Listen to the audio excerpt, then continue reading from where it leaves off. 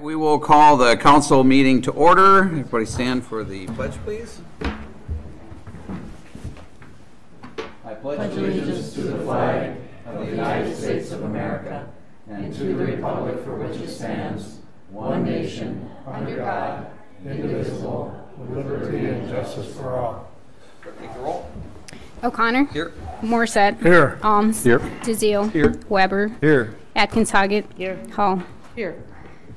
Okay, we're going to skip by the first thing on the agenda, which is a presentation for the fire station. Thanks for being here, though. No, Chief. Presentation by Brunton Architects and Engineers regarding the construction of a new fire hall. Chief, you're looking really dapper tonight. What? Means Thank we're you. in trouble. Oh, no. It means he needs money. Honorable Mayor. We're in big trouble. No, well, thanks for that. This is just going to be a quick preview of where we're at. I believe Councilmember Alms and the Mayor have just seen a sneak preview of this. It's to where we're at today.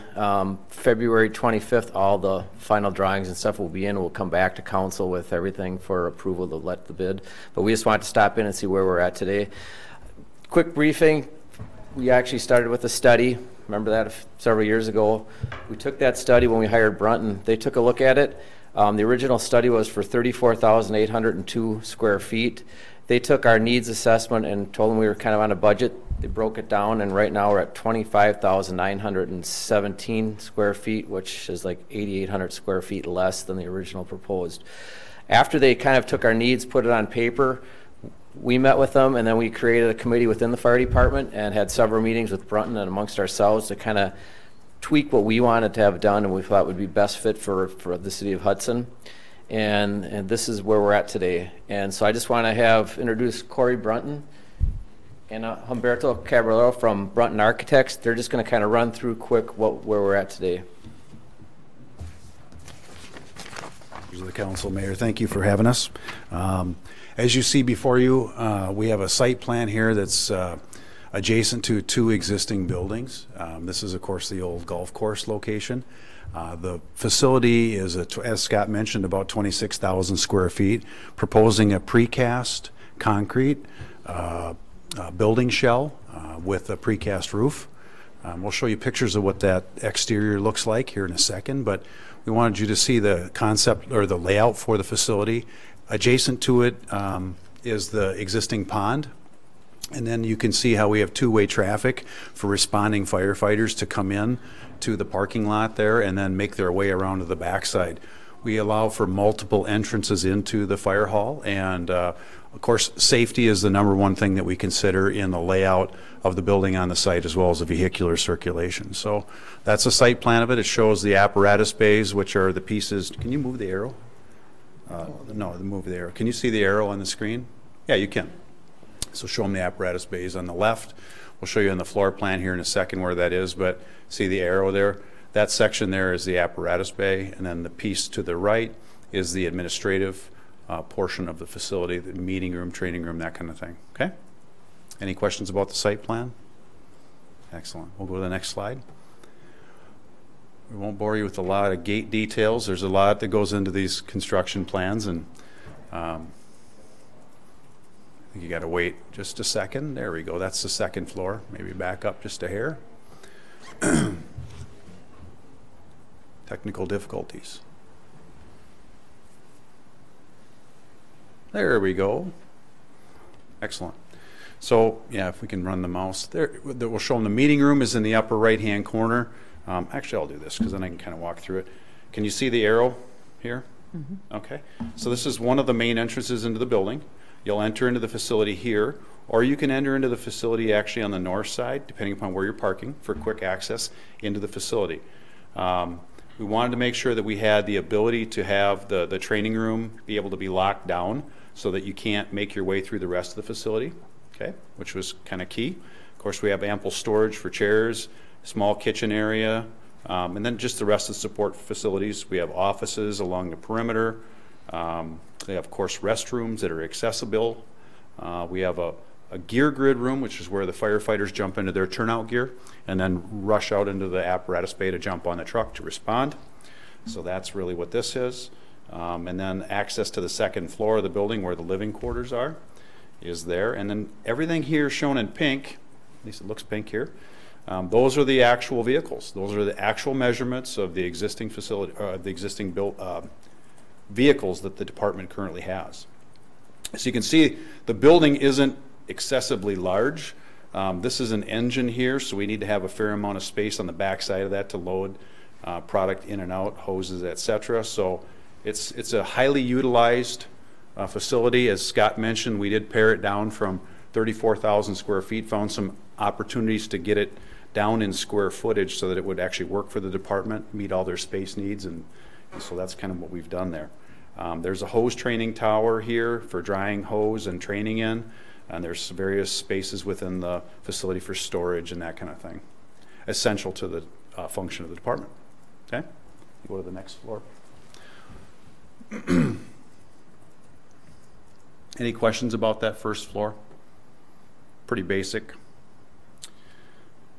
And then here's the second floor transposed on top of the first floor. Kind of gives you an idea. There's, see if I can get that mouse to work here again. There it is. There's a living quarters, there's some sleeping rooms, a small elevator, and of course the ability to have restrooms with showers, and then go down the fire pole, right, to the main level. That's really the second floor of the building. It's been all condensed. Okay. Next image.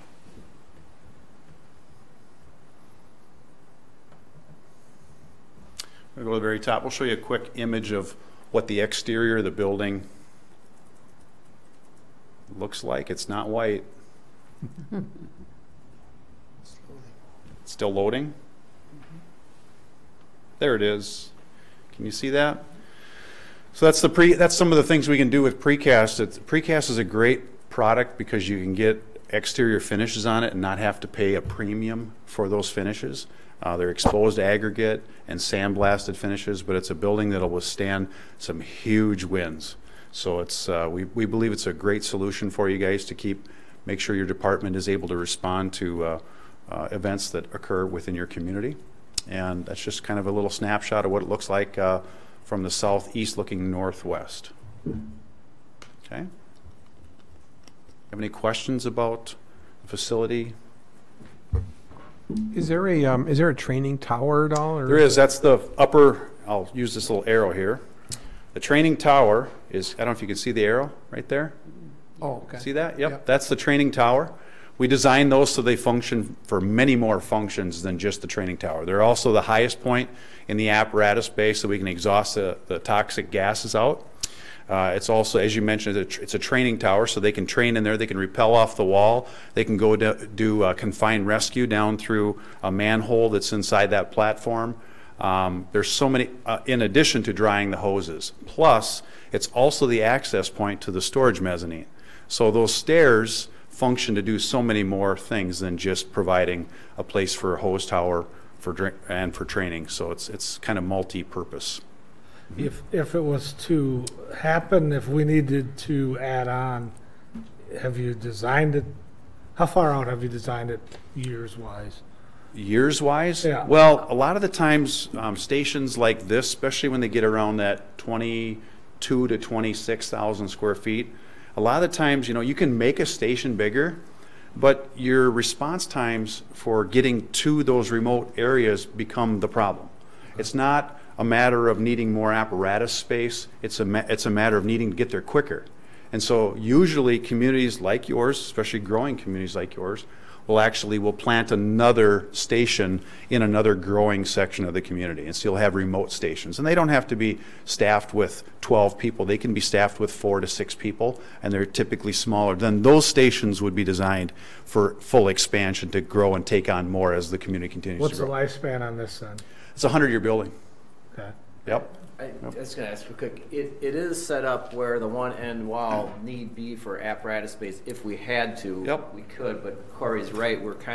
We designed it for our equipment, and the next phase would be more geographically considered, meaning with ISO and everything within another building. So we kind of maximize the space here with everything we have, anticipating the next move would be another station somewhere. But this should be adequate for our area for a long time unless we do something else. And as you can see, what they did was condensing a lot of things. The way everything fits, everything has a place, but there really is not any extra room, but we don't really anticipate growing within this location. If need be, the far end wall would have to, could be added onto for storage. The only implication would be is then we maybe would encroach on the one building. And that's one other thing they did is they were able to save both of the golf course buildings and still utilize those, so. Backing up, you had said that the upstairs, the living quarters could have showers. Will it be complete up there? Yeah, yes, it Okay. is at this time, yep. Good. I have a question with cancer and firefighters being an issue, right, Yep. across the U.S. Is there a decontamination room So incorporated? actually, the hose tower acts as a decontamination area where you can go in there and decontaminate, say, a gurney, or if you want to decontaminate a firefighter, you can do that there. We have gear extractors out in the apparatus bay area, so you can peel your equipment down after being decontaminated. Typically, we like to decontaminate off-site as much as possible, and then jump back in the truck and come. But yeah, so then the gear grid room itself is pressurized so that any contaminants that are inside the gear doesn't get spread throughout the rest of the facility. So, and there's kind of, when you talk about decontamination, Corey's talking about kind of gross decontamination, meaning the heavy stuff. Then the design is where you'd come off the apparatus floor, the two washers are there they would go in there, two dirty bathrooms or showers as they call them are right there. So you would not enter anywhere into the building. That would be public, so you could decontaminate there, but there's different levels of decontamination. Correct. Sure. But if you come in, you go with the extractors, you put your gear in there, and then the showers and that, as we call them, the dirty showers or dirty bathrooms, there's two of them there that you go right in and that. And some of the things they've did is there's some duplication in some of the other designs. They've kind of created some efficiencies by not having multiple different ones in different locations. So they've, so kind of, I think we cut several bathrooms out and things, but it's still functional, and then it works as that kind of, you go into the clean area, then we'll never have the contaminated in the clean area. Gotcha. Yep. Thank you. Good question, though. I guess one of my questions, and it's not related to the original design at all, but there's questions about the current ambulance service and the future we're going to go with that. So there's possibility that fire would have to take on water rescue and water rescue equipment. So my question would be, is that in the design, or is that where would that? Maybe Chief, maybe if you can address that piece. So I guess that's two different things. We have some water rescue capabilities now. Okay. We don't have the dive team capabilities or that storage for that vehicle in this design, no. So is that kind of answer your question, Paul? Were you kind of more towards dive team, or? What I'm trying to figure out is if fire, the big picture is this, if fire would need to pick that up under the current plan, can we do that in the current plan? We don't have in this plan space allotted for another vehicle. No. Let me interject, Chief. We talked about this at Public Safety. I think you had left at the time. Okay. It sounds like it would be a better position to be under the umbrella of the police department, but that's yet to be determined. But Okay. we have talked about it. For the water rescue? The dive team, The the dive and rescue. Well, and I think as Scott pointed out, there are probably two different issues. The dive team is one, but the other is the boat for the fire department, which would. So right now we have the Zodiac, and we have that space allotted in here. Okay. And we also have, we have water rescue capabilities. We do ice and water rescue. We don't do dive. Okay. So there's kind of two different things. Okay. So. Thank you. So we are talking about it. Okay. Thanks. Okay. Any other questions at this time? Sure appreciate your time tonight. Congratulations on the further development of your facility. Thank you. Thank you.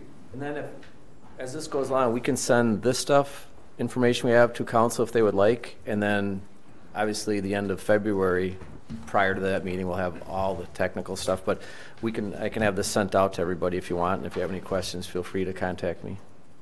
So thank you very much. Thanks. Thank you, Chief.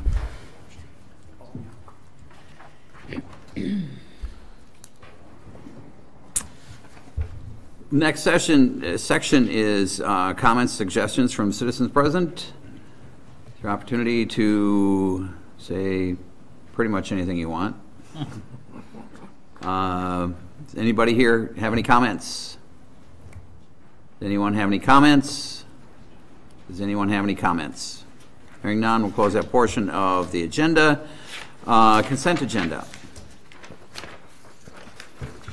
Consent agenda items for tonight's meeting are as follows. To approve the regular meeting minutes from the January 7, 2019 council meeting. To approve the following claims in amount of $5,659,908.03. Contingent on payment of any outstanding debt owed to the city and successful completion of the background check, approve the issuance of 3 regular operator licenses to Ian Barivu, Matthew Horning, and Brianna Zontelli. Approve the Municipal Board of Absentee Canvassers members appointed by the city clerk. Place on file the December 11, 2018 and January 8, 2019 Public Utilities Commission meeting minutes. Approve the application submitted by the Hudson Rotary Club for their second annual St. Croix River Dunk at Lakefront Park, scheduled for February 16, 2019. Could you pull that for me, Jen? Sure. Approve the application submitted by the Hudson Rotary Club for a Taste of Hudson event at Lakefront Park, scheduled for May 23, 2019. Approve the application submitted by Halos of the St. Croix Valley for their 9th annual Memorial Walk and Family Fun Day at the Lakefront Park, scheduled for August 3, 2019. Approve the application submitted by Turning Point to host the Empowered Women's Half Marathon, scheduled for September 28, 2019. Approve the 2018 audit engagement agreement with Clifton Larson Allen, LLP, for the 2018 audit and non-audit services for the year end December 31, 2018. Approve the purchase of a 2019 Ford F-250 3/4 ton pickup truck for the Public Works Department in the amount of $33,000. Approve the purchase of a 2019 Ford F-550 Class 5 truck for the Public Works Department in the amount of $43,000. Approval of the LOE with Bolton and Mank for engineering services related to the St. Croix Meadows development. Approval of the LOE with Bolton and Mank for engineering services related to the Lee property development, Summit Ridge Mayor Road reconstruction, and South Point. Approve a pre-development agreement between the City of Hudson and DBP Investment Limited Partnership, 614 and 620 3rd Street. Can you pull that for me, please? Approve a pre-development agreement between the City of Hudson and Riverfront Properties, Inc., 106 Buckeye Street. Pull that one as well. Authorize the city administrator to sign the declaration of official intent for issuing debt for the wastewater treatment plant improvement project. Move to approve. Second. Got a motion and second to approve the consent agenda with the exceptions of items G, O, and P. Is that right? F. Oh, I'm sorry, F? Yep. I apologize.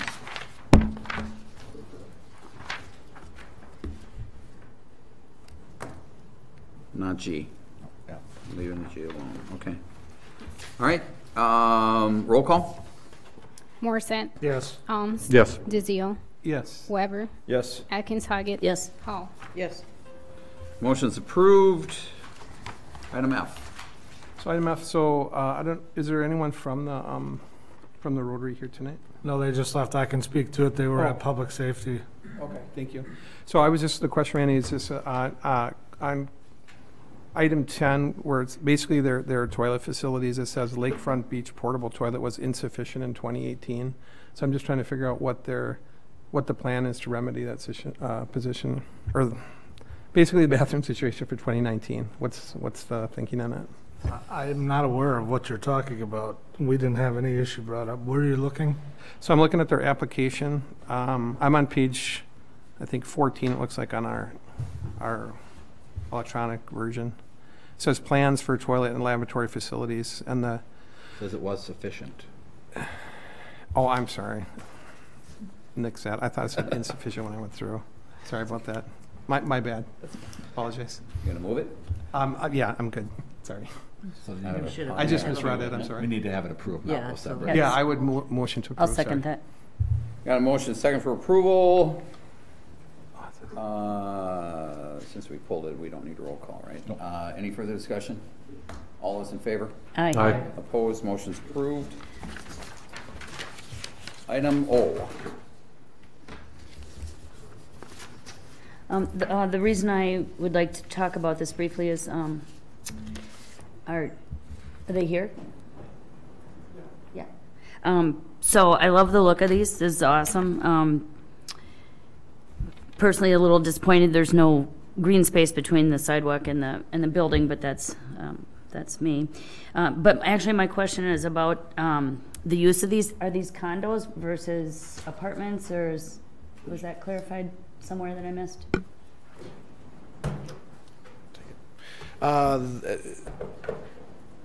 As far as staff knows at this point, it is apartments, solely apartments. Okay. So my question would be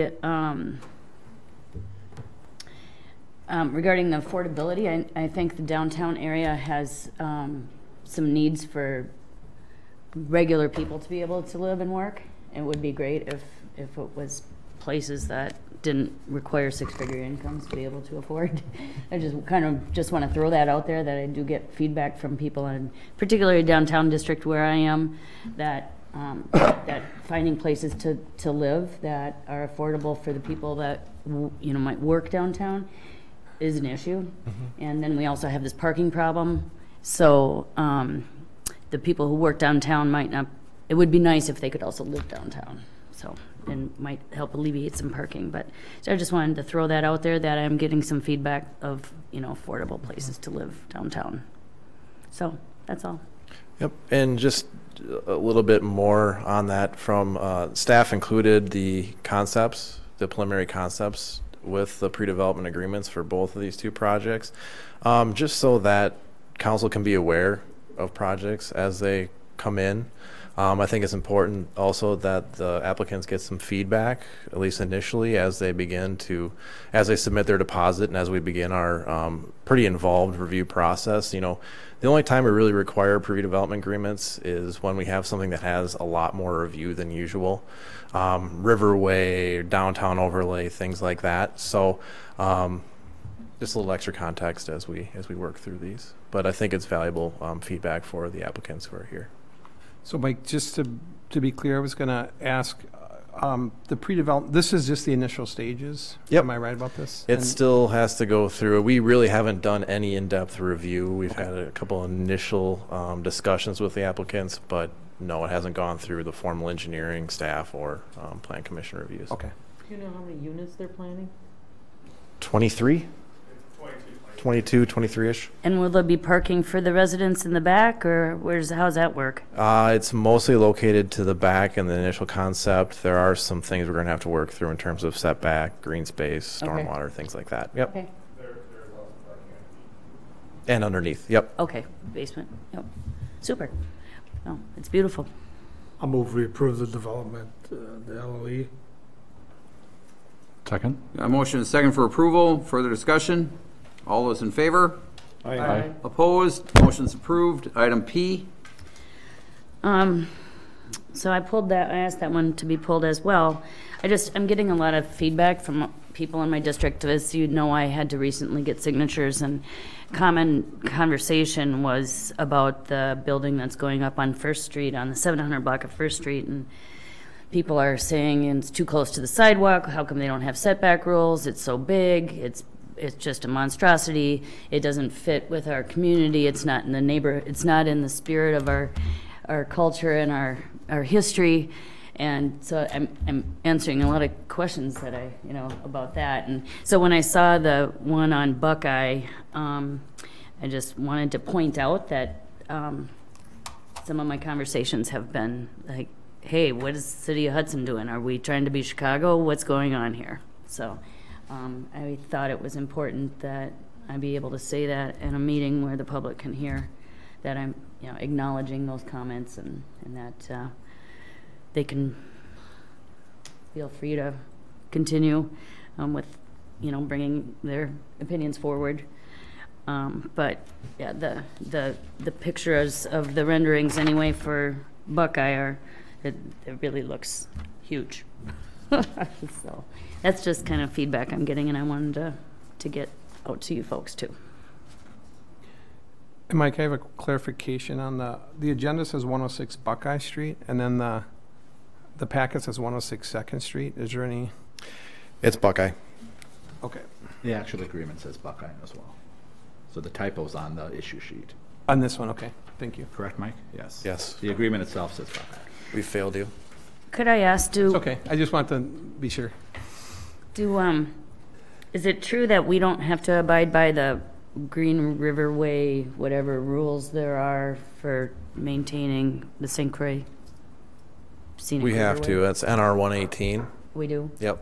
Yep. Okay. So this building would have to fit that? That's one of the extra hurdles that these projects have to go through is to adhere to that NR 118 as well as NR 116, which is the floodplain requirements. I'll move we approve the pre-development agreement for 106 Buckeye Riverfront property.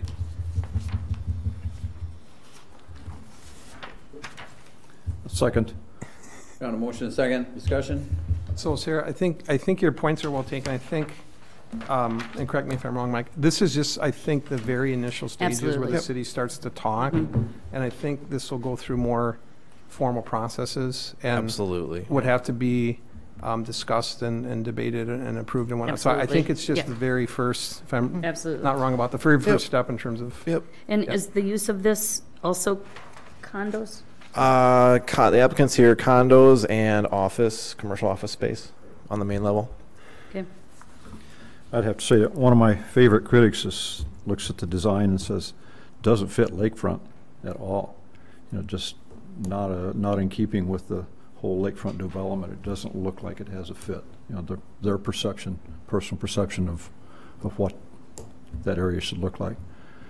So it was and it is pretty stark. It's pretty huge. So we're going to get some pushback on this. Absolutely. I know. But we need to really be careful. I think using that 2007 design guidelines that were put together might help with this project in particular. They had some design concepts to consider. So we'll look at that with the applicant as we go through our reviews and see what we can come up with. Could you send us a copy of those design guidelines? Yep. Yep. Thank you. All right, we've got a motion and a second. Any further discussion?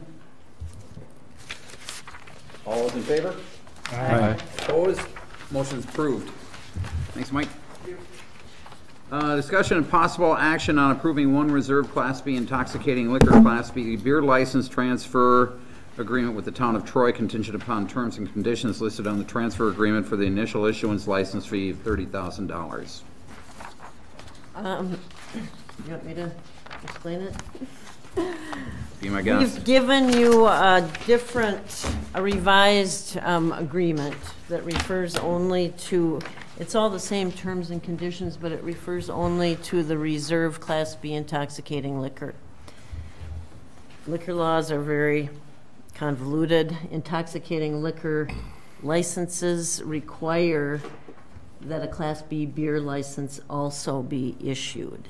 So that's why we included that in our agreement. However, the transfer statutes just refer to the reserve Class B intoxicating liquor. So what will happen is, if this is approved, they'll transfer Troy. I did talk with the Troy town attorney, who talked with the town chair, and they are satisfied, at least as far as the chair is concerned, that this can move forward. It will be on their meeting in February, but they understand that the statute requires that there's no payment at the time of the transfer, and that only happens when the license is issued. Licensee pays the fee, city remits it to town of Troy. So they understand that now, and the town chair thinks the town board will be fine with that. So the 4-month period, that was kind of cryptic in their minutes, has been clarified. They initially, I think, thought they would get the payment at the time of the transfer, but understand the statute says differently. So this is just strictly based on the statutes, laying out the procedure. They are agreeable to doing it that way with transferring that Class B reserve intoxicating liquor. When the city gets it, the applicant will just have to apply for which they always do for an intoxicating liquor license. Yeah, this is a new, yes. So we'll have We to do, publish it our tonight. ordinances require a publication of availability of a liquor license when a license becomes available that was not previously available. So that will be done. People will submit applications. Council will need to make a decision on whether and to whom to issue the license. And when that license is issued, it will be the fee transmitted to the town of Troy. Then when it's transferred, it's the city's license. I mean, that it just stays in the city, becomes part of the city's license. What's the licenses. expected timeline? So assuming that we approve this tonight, then does the town of Troy have to, they have to meet? They and will approve it. What I told their attorney is, if the council approves it, will approve it contingent on, Troy approving it. It will come back to the city, and the mayor, in your motion, you should direct the mayor to sign it once the town of Troy has approved it. I think they meet the first week of the month. Yeah, of February. Oh, okay. So they expect it to be on their agenda, and the chair didn't seem to think there would be any difficulty. What about moving forward then with us posting? So then it it would be available? published then on the 14th of February, and there's a 15-day, so we're probably looking, the second meeting in March. Well, it depends how quickly the applications. We have to hold it at least 15 days before you can act on it. So we could, the first or second It'd be in March, meeting in March. potentially, first or second meeting, depending on the timing and what applications come in.